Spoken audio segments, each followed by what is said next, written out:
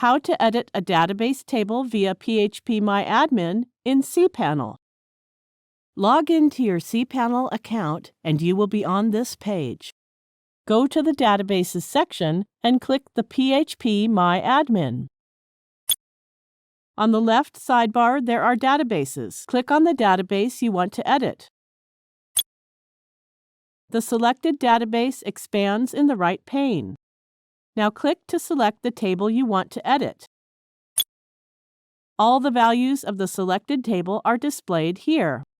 Now click the Edit button of that particular row which you want to edit. For example, to change the blog name, click this Edit button.